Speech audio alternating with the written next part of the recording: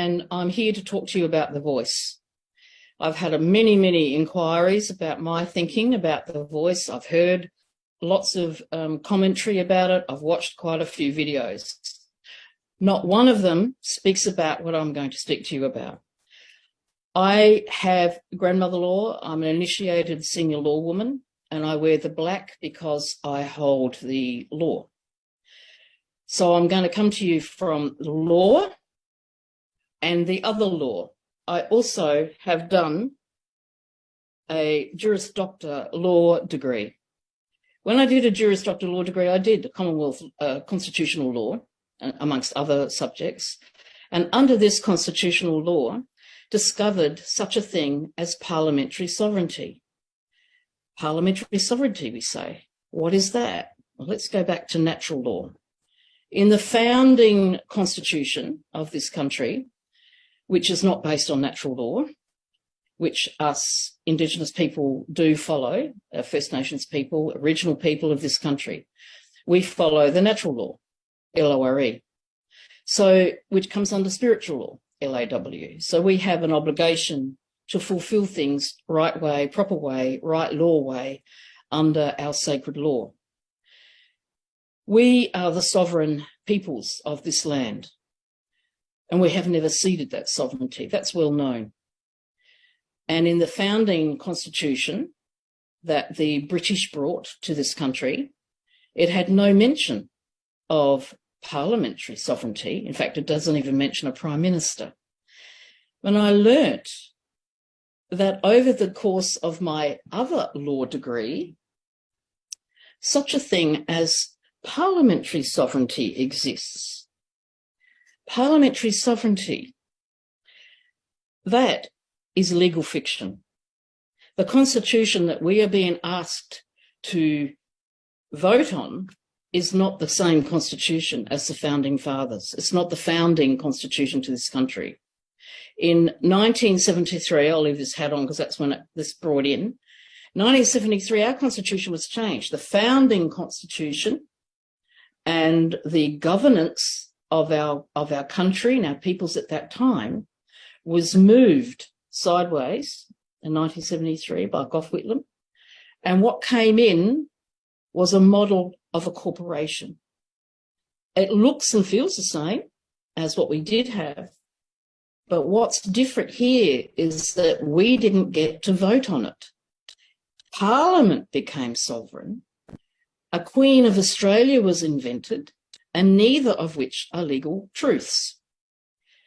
So the constitution we are being asked to vote on is actually the charter to the corporation of this government here. And this government here has Parliament as sovereign. So who votes for Parliament? Supposedly we do, but there's a great deal of controversy as to whether our elections are actually rigged or whether they're true. There's a lot of evidence to show that they're rigged. So it's already, people who are in Parliament have already been pre-selected, probably not voted by you and I, if you do vote, but they say that they are sovereign. If we say yes to the voice for the Indigenous peoples, we come on to this charter, which is like a rule book, the rules for the corporation. It means that the original people of this country will cede their sovereignty, that Parliament has a greater say over them.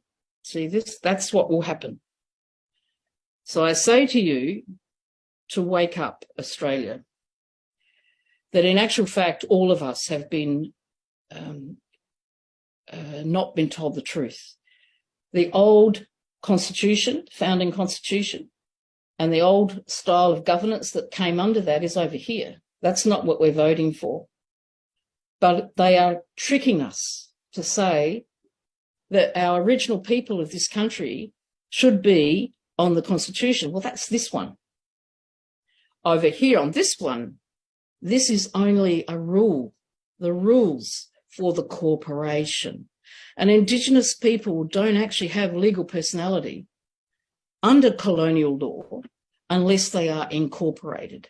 And we have a lot of issues around the corporatization of our original peoples who are following the corporate model.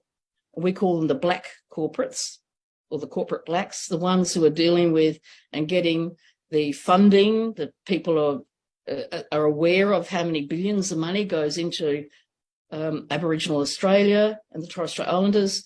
However, it goes into the corporate black model. It does nothing for our own people on their country with the real issues that they face every day. And just like the apology, which we welcomed, nothing has changed. And the voice, I might say to you, is a vote to put the original people's sovereignty under Parliament sovereignty, so that the Parliament law, this law,